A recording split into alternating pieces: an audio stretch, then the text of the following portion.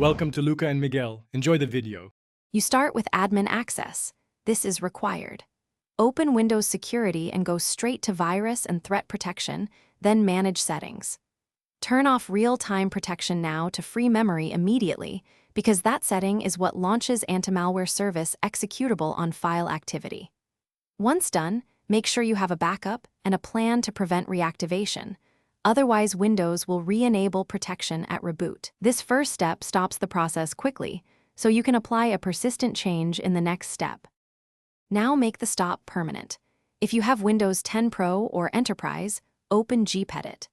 MSC, navigate to Computer Configuration Administrative Templates Windows Components Microsoft Defender Antivirus, and enable the policy to turn off Microsoft Defender Antivirus. Apply and reboot.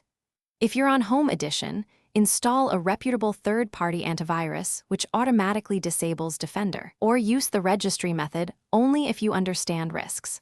Once applied, reboot and confirm the antivirus. Finish by restarting and watching Task Manager for MSMP exe. You should see no sustained memory use.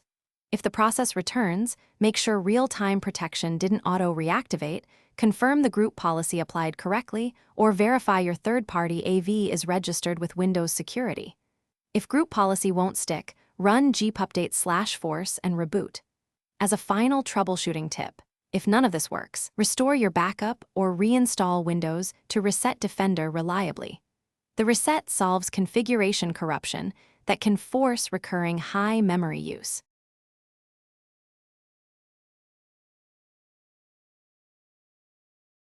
Thanks for watching and please subscribe. It's the best investment you'll ever make.